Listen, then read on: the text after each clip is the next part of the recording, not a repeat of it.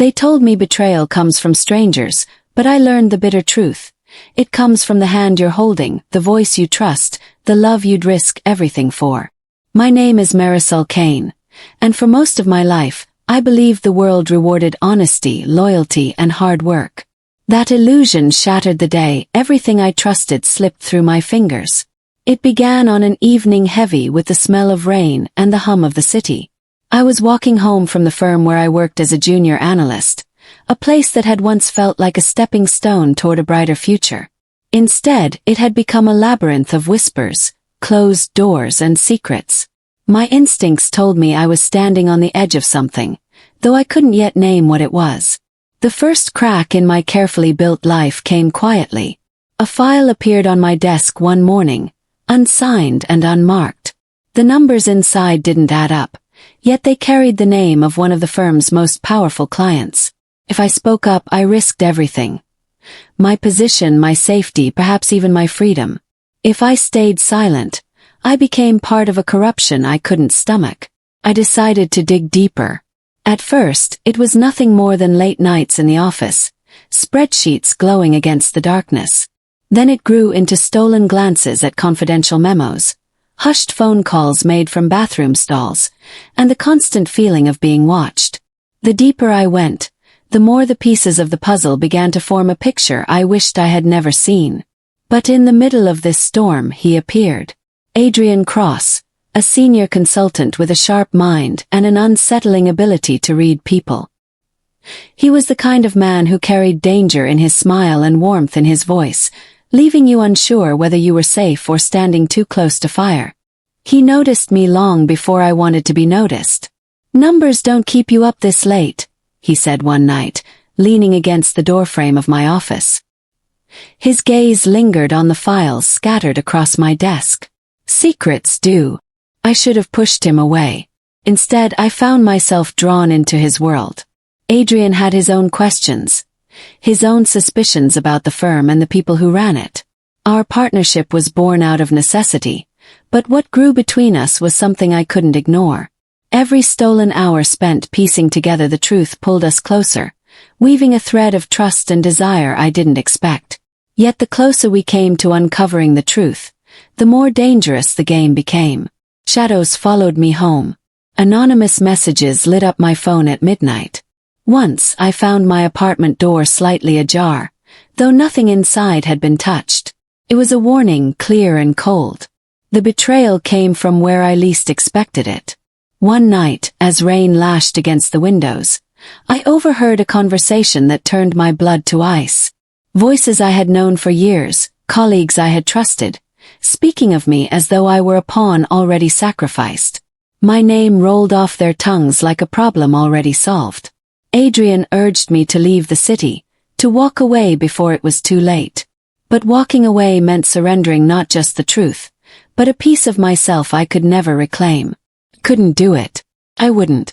The breaking point came with a single envelope slipped under my door. Inside was a photograph, grainy but clear enough to steal the air from my lungs. It showed Adrian, seated in a room I recognized, shaking hands with the very people we were fighting against. My chest tightened, and for a moment the world tilted. Had every word he spoke been a lie? Had I been nothing more than a step in his plan? I didn't confront him that night. Couldn't. Instead, I lay awake, staring at the ceiling, caught between the pull of my heart and the screaming of my instincts.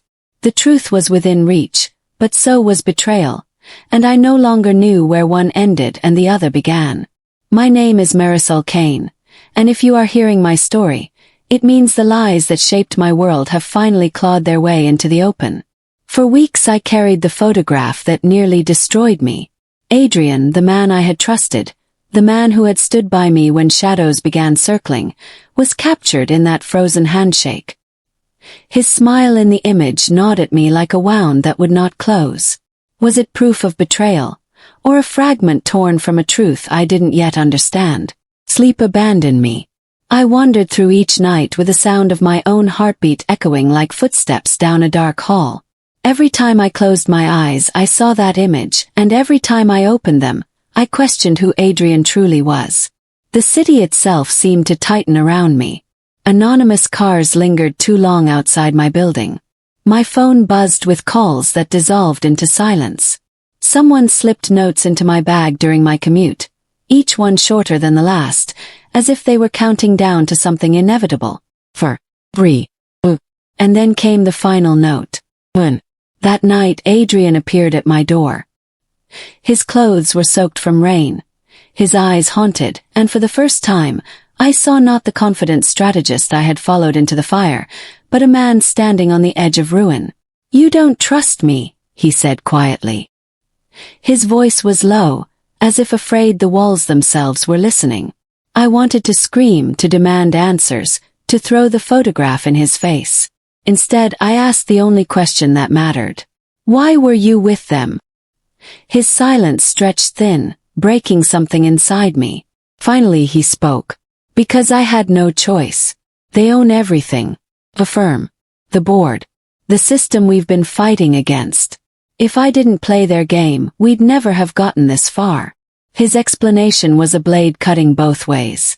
Was it a confession or another layer of deception? Despite my doubts, I followed him deeper into the storm. We uncovered records buried so carefully they might have never existed. Fraud threaded through contracts, money siphoned into faceless accounts, signatures of men who dined with senators and smiled for cameras while building an empire of ashes. Every revelation pulled us closer to the truth, but also closer to danger. And then, betrayal struck from where I least expected it. One evening, as we prepared to leak the files to the press, I received a message from a private account. "Do not trust Adrian. Meet me alone if you want the truth." Attached was a single address on the edge of the city. I shouldn't have gone, but I did. The warehouse was dark, its silence broken only by the sound of dripping water. A figure emerged from the shadows, someone I had known for years, someone I had once called a mentor. His presence froze me in place. He told me everything. That Adrian was never on my side. That the files we had gathered were bait, designed to lead me into a trap.